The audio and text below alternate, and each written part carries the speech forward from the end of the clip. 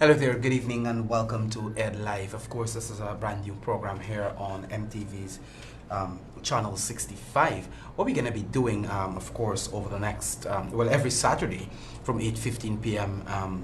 We're going to be talking to you as we continue to hold the government of Guyana accountable, the APNU AFC government. I have with me here tonight my good friend and comrade, Hugh Todd. Thank you. Welcome to the program. Thank you, Eddie.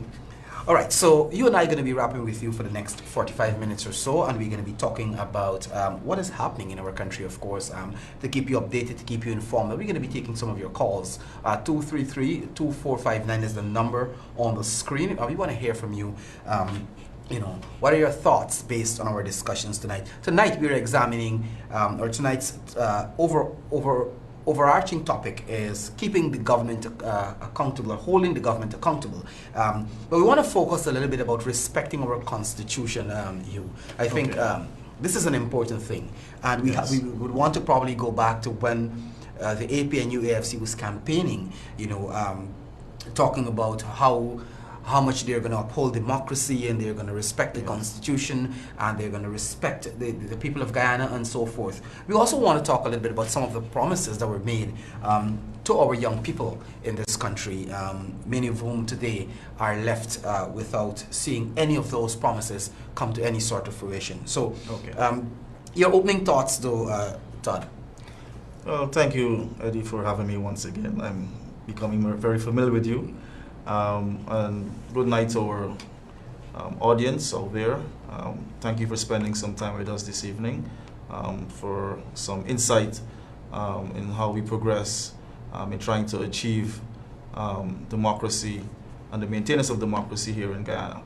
First of all, I want to remind our viewership that the People's Progressive Party has always been very firm on its embrace of democratic values and principles. If you look at our track record, you will find that we've always been predictable, and through that predictability based on the democratic framework which we have always embraced, we've had a very stable political and economic environment which also lifted the social sectors within the country. So the People's Progressive Party has always been very forthright in delivering to the people on its promises. And if you look at the positives versus the negatives, you'll find that the positives greatly outweigh the negatives. And that is where I would like to begin. All right, thank you so much. I want to say good evening to the folks who are joining us online. Of course, we're going on Facebook. Nigel Darmlal, our comrade there, Savitri Prasad, Deborah Knight, and all the other folks. And of course, those of you in Radio Land, we are there on Freedom Radio, going live as well. So we're going to be taking your calls a little later in the program, but we want to talk, like I said, we want to focus a little bit on respecting our constitution.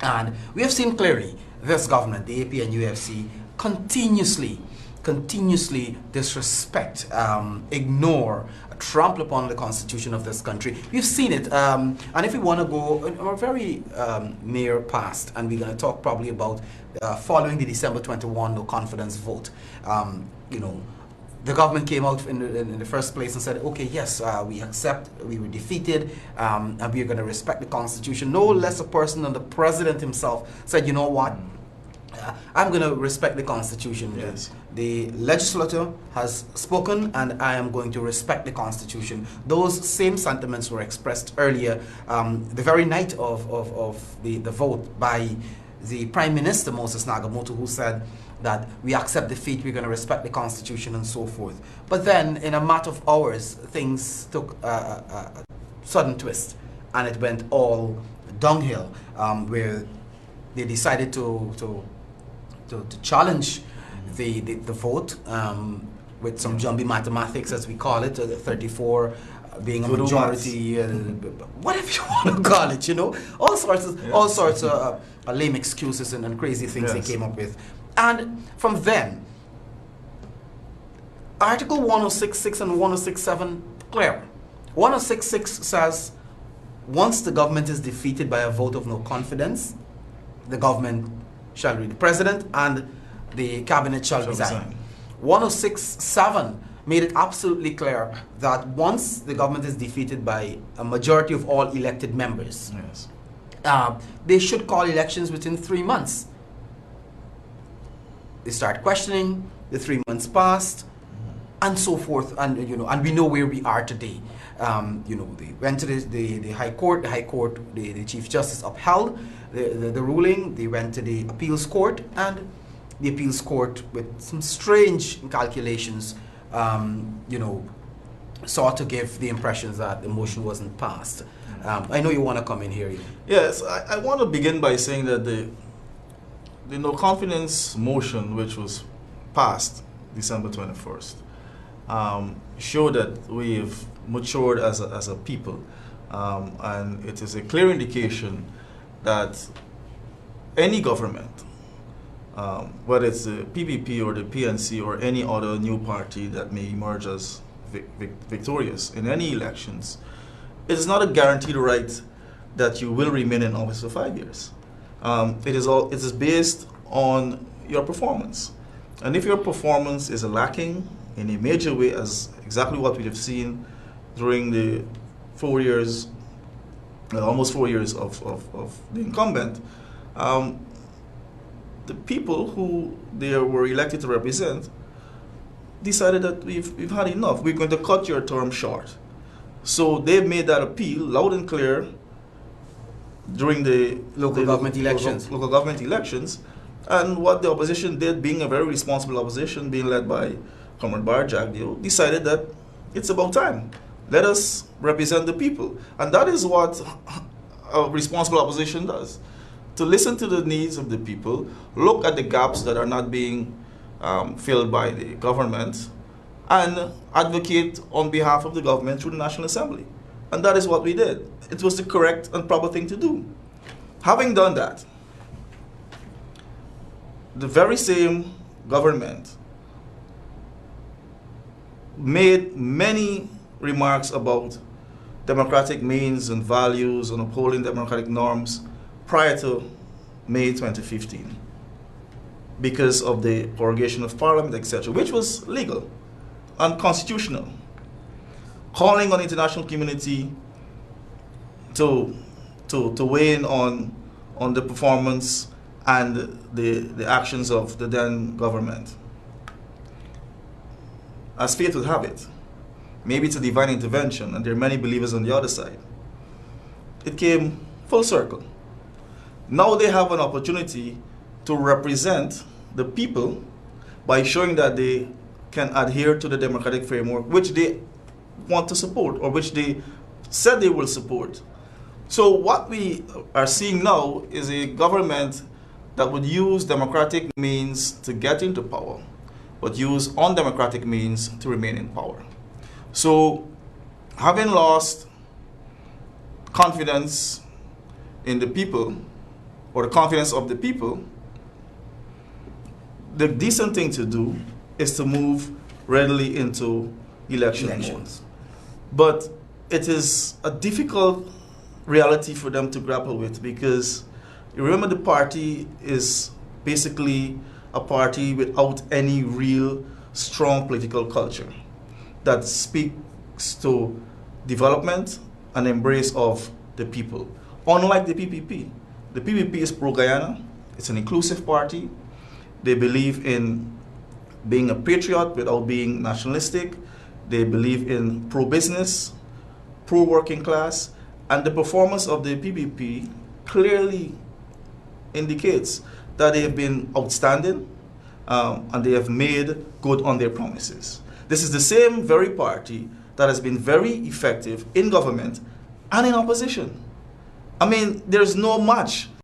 When you put the record of the PPPC alongside the record of the PNC, it's two different leagues. Absolutely right? no match. We're a party that can be rivaled internationally in terms of our good governance, in terms of our transparency, in terms of our predictability, which the PNC would need a generation or two to catch up, because they have not adjusted their political model to suit the changing realities within the global environment. And what the listeners have to understand is that The changes in the environment require changes in your political structure And culture. and culture. And that has not happened under the PNC. And that is why they're in this bind.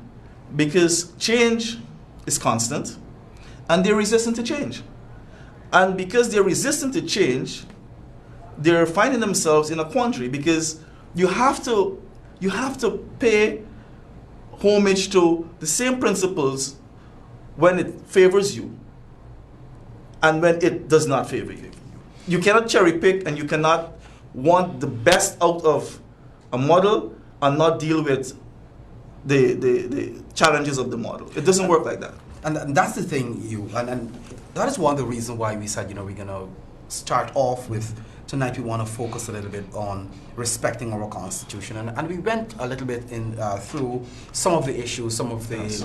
total disrespect for our Constitution. But the most recent being no less a person than the Minister of State himself. Now, the Parliament, matter of fact, the High Court and the Appeals Court would have ruled Yes. that once you swear allegiance to another country, that you should not be in the National Assembly.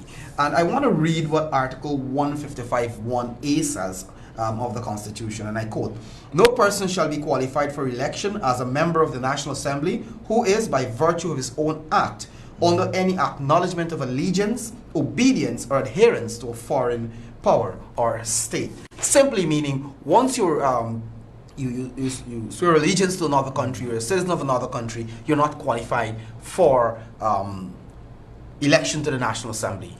The PPP, a party that is principled, has taken a decision to say, well, matter of fact, the members of Parliament Yes. who are dual citizens would have taken a decision, a principled position that, look, we're going to renounce our citizenship. Ms. Gail Teixeira as well as Mr. Odinga Lumumba, both of them made that decision. Mr. Joseph Harmon, the Minister of State, despite the court rulings, despite the Constitution Article 155(1)(a), says he is not illegal in Parliament, and he's going to go to Parliament. So, Ms. Amna Ali, the General Secretary of the PNC, made it absolutely clear that all the members of Parliament, who are all ministers, will go to Parliament despite the Constitution, despite the rulings by the Supreme Court, the High Court, as well as the Appeals Court. And this is the kind of disrespect for our Constitution that we're talking about. We're going to start taking your calls in just a bit, but this is the issue, Yes. And if I can come in here, Eddie, it really speaks to the heart and soul of the party as a structure, because it takes character, and it takes a willingness on each and every member of Parliament to recognize and observe the rule of law. But I am not too troubled by the Minister of State, his utterances. At the end of the day, each and every parliamentarian and minister serve at the pleasure of the president. And it is the president where the buck stops. And he will have to instruct. If a parliamentarian who is a dual citizen does not comply on his own willingness or on his own accord. So the Chief Justice pronounced, the appeal court pronounced, upholding that violation, and it's a decent thing to do. So you will be judged for your character, and you will be judged based on your own actions. So when ministers make public pronouncements, they're speaking to the people, and the people will be the judge of your actions. And it's not a good sign that you're sending. And I say this because we were exposed to the international environment, and when you look at how our CARICOM brothers and sisters have evolved over the last several decades coming out of independence, because we all came out of independence around the same time, most of these political parties have made leaps and bounds. In Jamaica, they have the same law, where you cannot be a dual citizen, and persons have renounced their their citizenship to remain in Parliament, and we have to set an example for our own people, especially the youths, because whatever actions we take now, it will affect the youths of today and tomorrow, because we're not only governing for those who are alive, we're also leaving a legacy for the unborn. And we have to be very mindful of how we use our office when we're elected, or we're given an opportunity to serve the people. All right, so what we're going to do, we're going to start taking some of your calls. We want to hear from you. We want to quickly, I should probably lay some gun rules. We are not going to allow anyone to come in with any racist statements. Did I say renounce? I should say denounced. I think this is yeah. My apologies. Yeah, we're not going to allow anyone to come in with any racist comments. You're going to come through. You're going to be as short as possible, as quick as possible. We're not going to shut anybody out. We're going to allow you to speak, but you got to, to allow a lot of persons to get a chance to come through. We're going to encourage you to be absolutely short, to the point with your comments, and be careful what you're saying, because we're being watched, we're being monitored, and we don't want to put this channel into any sort of trouble or so. So we urge you to be respectful, civil as much as possible as you come through. Good evening. Hi, good evening, brother.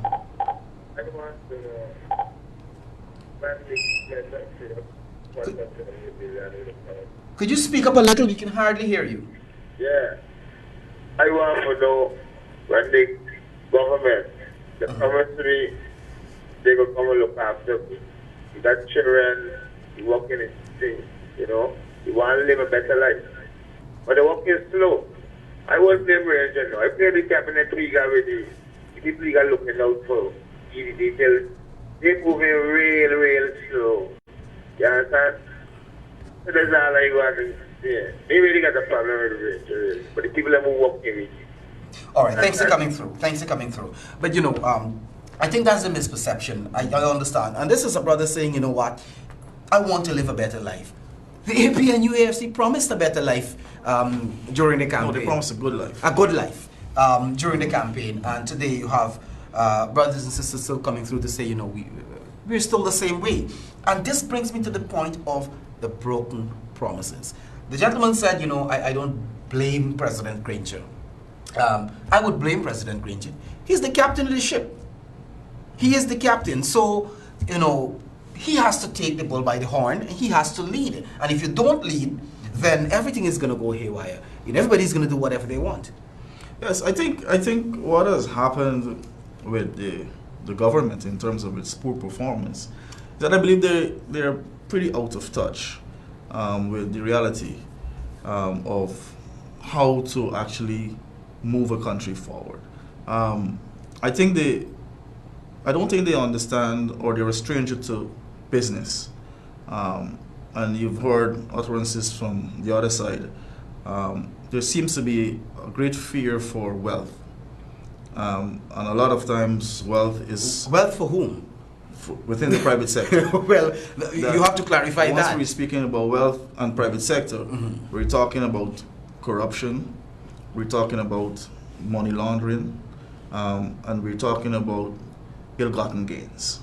And that is a major hurdle that the administration needs to overcome, because I don't think they truly understand that the business environment really and truly is the leader in economic development. And that is because they came from a period, or they came out of a period where they were state control. So now they are a key stakeholder. They're not just only the stakeholder. They are a key stakeholder, and they have to work with other stakeholders. So there must be dialogue, there must be partnerships being built and nurtured, and they will have now to listen to people. And that is why you find the private sector commission is at pains in trying to communicate to the government when things are not going right. And the government seems not to understand, because I don't think that they're being naughty. I think they just don't understand.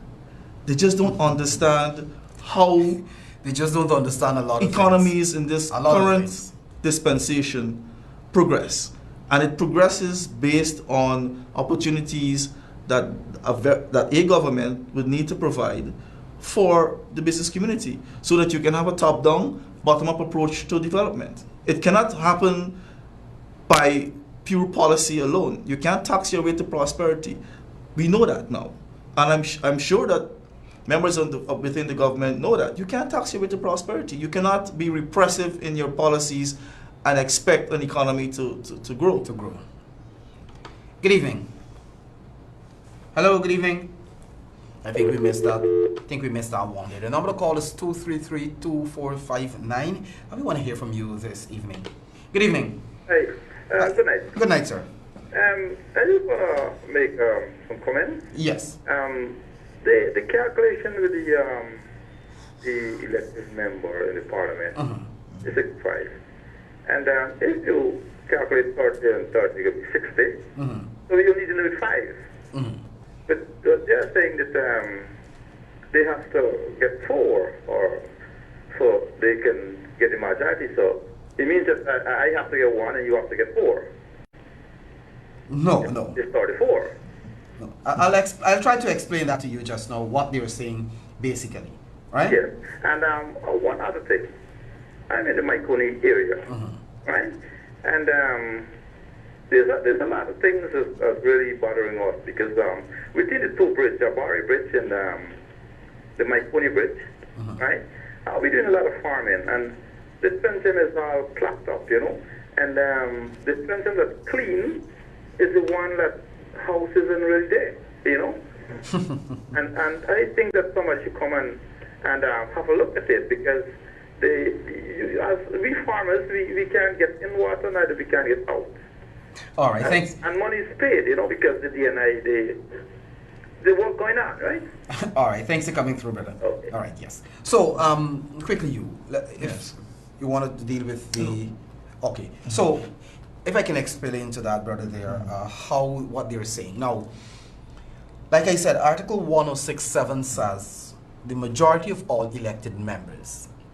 The framers of our Constitution and our National Assembly, it's a 65-member house. The framers of our Constitution clearly, and I hear people talking about it's open for the interpretation, it's not clear. No, they made it very clear. unambiguous. The majority of all elected members. And those of us who went to school, we know in primary school you are taught more than and less than. More than is always the higher number. So, all along it has been, and matter of fact, when I spoke with one of the members of that the Parliamentary Constitutional Reform Committee back in the 1999-2000 period, said to me that there was no discussion about absolute majority. There was no discussion about 0.5 of a person and you round off and so forth. So it has been 33, 32. Once you get above And there's 30, no half there. No half. Once It's you get absolute. more than Yes. once you get 33 and above, it's a majority. It's a majority. There are 3 types of majorities that are applicable in our parliament. One, the majority of all members present and voting. So if 20 members present and 11 vote in favor of a particular bill, that's the majority. A majority of all elected members, which is really 33 and above. It means you calculate whether 20 members present, well, no, I shouldn't say 20, whether if 34 members present in the House of the 65, you have to get 33 of that To get 34 in order to get a majority of all elected members. And the other one is the 2/3 majority, which is applicable for more constitutional reform, etc., etc. So there is nothing about one party having to get 4 more, but I get where the brother is coming from. He's saying that if I need to get 34, it means you only need 31. Even though you lose the motion, why do I have to get, not 1 but 2? Yes. And what I want to tell the listeners out there, because I'm sure there are many other persons who are confused. Listen to what we're telling you. Listen to what the People's Progressive Party is telling you. We need 33 to get a majority. You do not need to get 34. Keep it simple. Don't try to get into the manipulation of the numbers because they'll confuse you. And that's exactly what they want to do. Cast a doubt, a shadow of a doubt, so that you will try to think to yourself, start questioning. This person seems like they're making sense. But the framers of the Constitution did not set out to confuse a nation. They wouldn't do that. That is not consistent with how a law is written. So don't be confused by the manipulation of the numbers by the other side. It is clear. We just need all of the members present and voting, and you need a majority. And the majority is 33 minimum. That's for all elected members, right? And you can get 33 minimum. If you get more, all the better.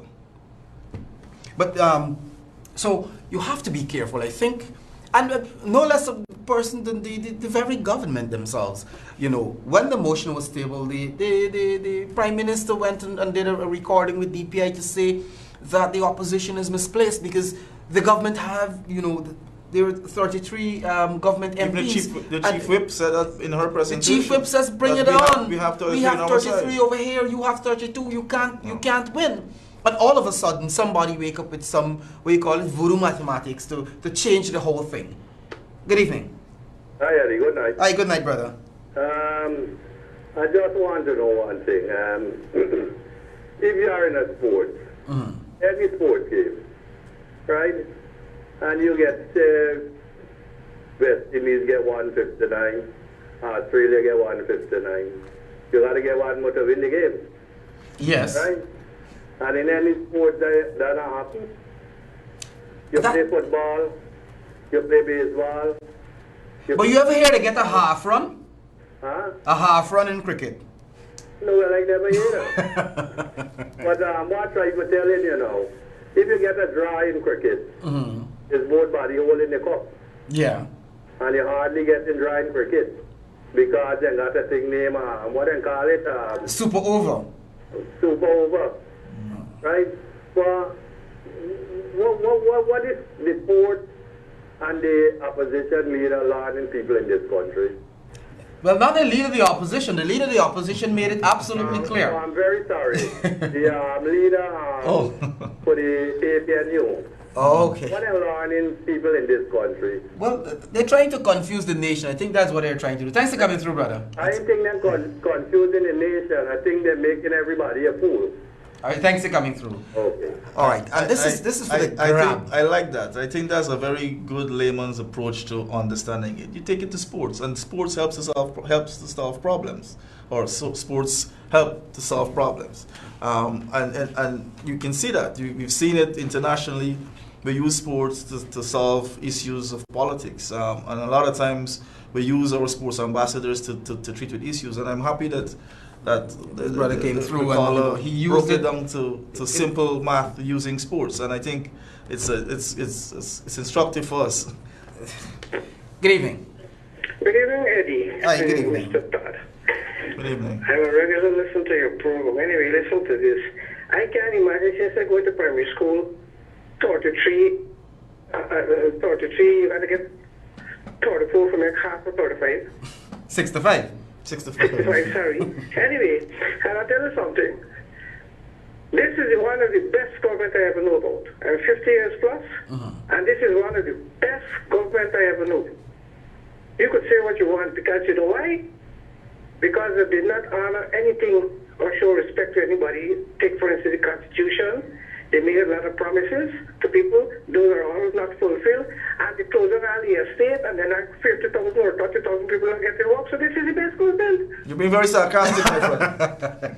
Yeah, you agree with me? I agree with you, yes. You know how many, look at Venezuela coming in this country here. So a lot of these female, they are HIV positive. And people are... Well, I don't know about that. I haven't seen stats about that. It was mentioned. It's not written. Anyway, I don't want to get into that. Yeah. But what I'm saying, you have your own people starving in this country, and you got a political instability in our society. You ask out of every 100 person what is going on. You got to go to the Caribbean Court of Justice to know that 65 half of 33 is the majority of 65. All right, thanks for coming through, brother. But Yes. I want to know, this is one of the best government, you know. All right, I agree with Locking you. up everybody, making you come up with a program, and all kind of nonsense to do it later, man. All right, thanks for coming through. I think he's talking about Yes. my morning program that I had, and And but I don't want to go back to this. that. Also feeds into the report that came out, I think it was today, by from the finance ministry. Finance minister. Minister speaking about What, 4.3? 4.1 4.1%? percent growth, even though we've had some political issues, and I would like to question that, and I believe that the opposition leader will deal with that. We'll deal with that. In a very concise manner when he has the opportunity. But I want to question, a lot of what has been put out there, and I found it strange that they use sugar as one of the leading Contributors? commodities. Gold has been down for several years, but still gold emerged as one of the commodities that played a major role. But that is the It's problem, really Hugh. interesting. That's the problem.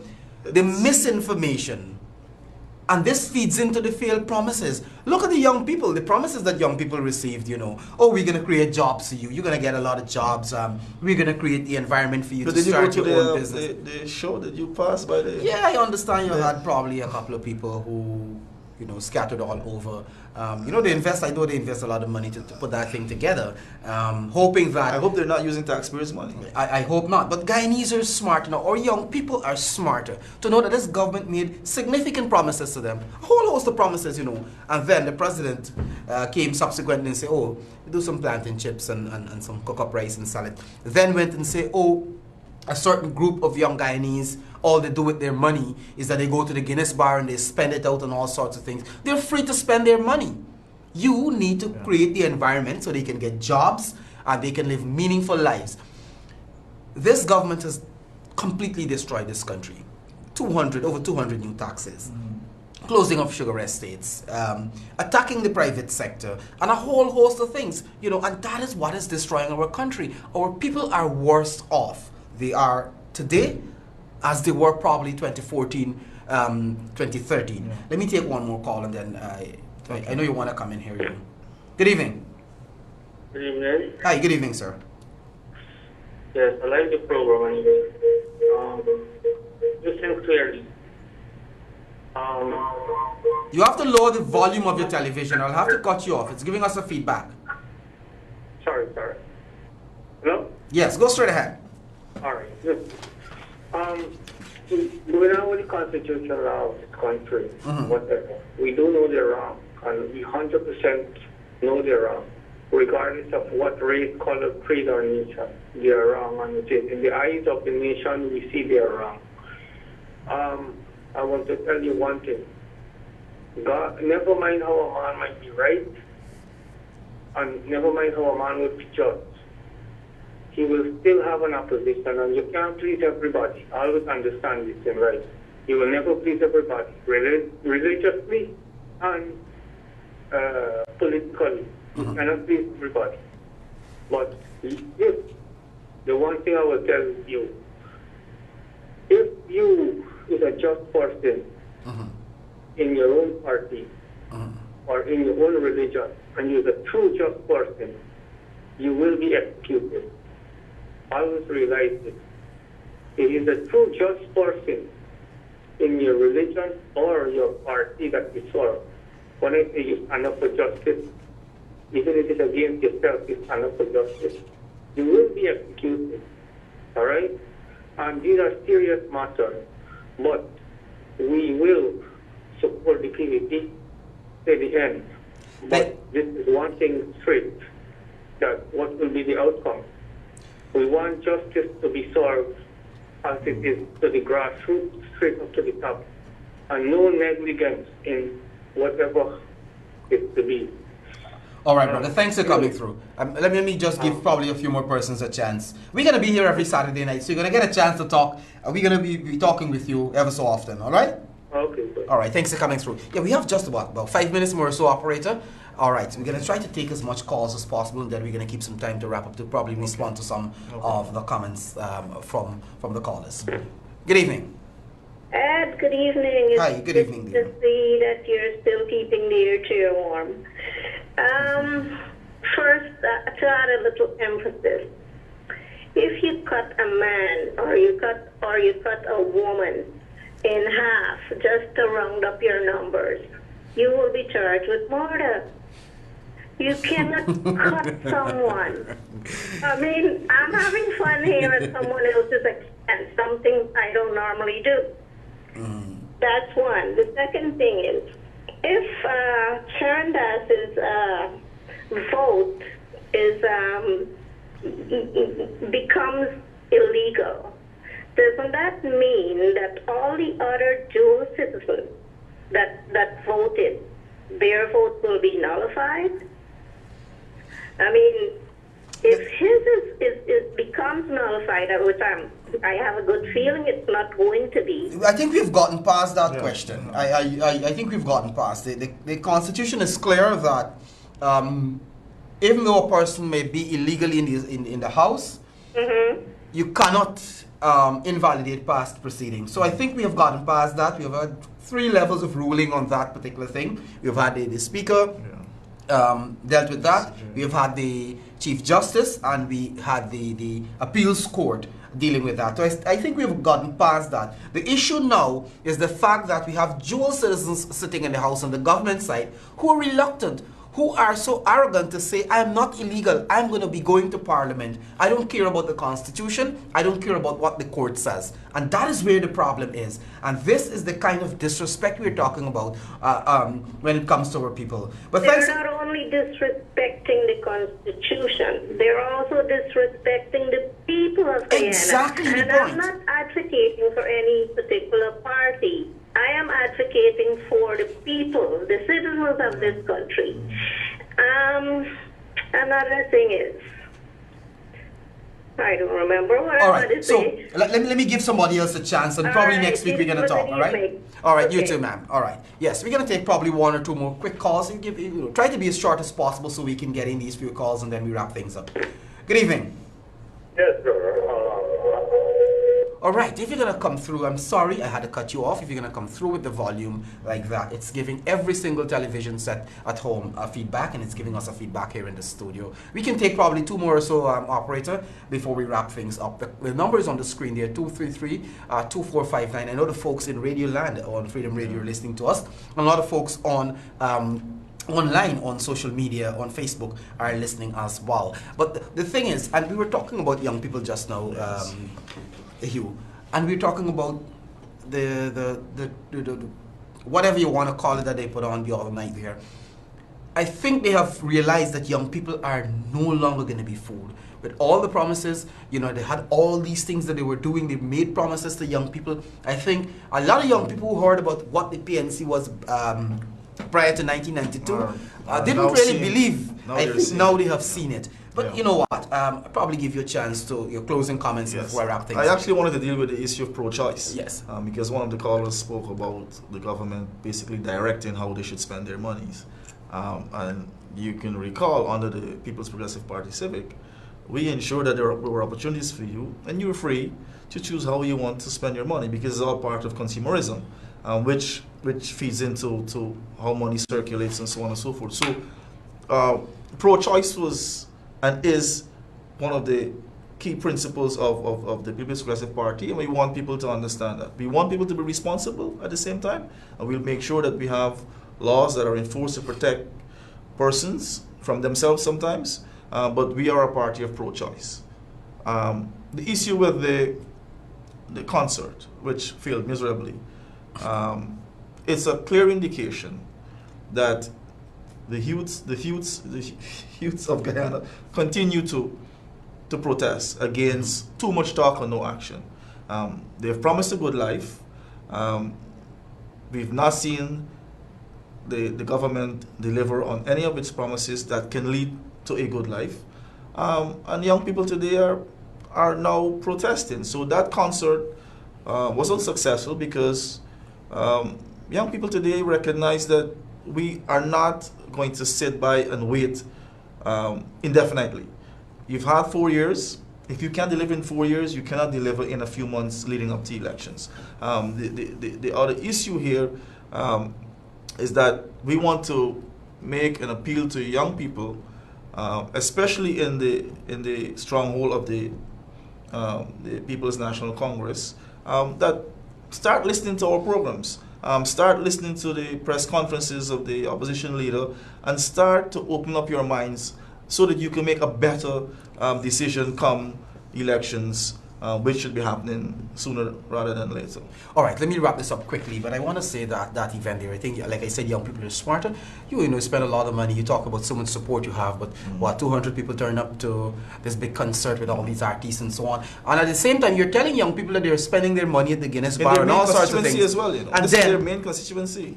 Exactly, Georgetown. So the writing is on the wall. Elections, whether elections is this month, next month, next 3 months, 6 months from now, the writing is on the wall for the APNU AFC.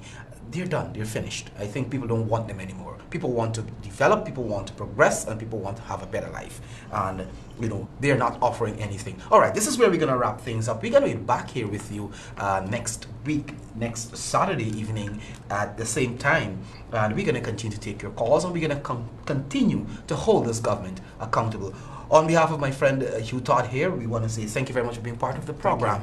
You on television and the folks in Radio Land, and of course, the guys on Facebook. We're going to be back next week. Bye for now.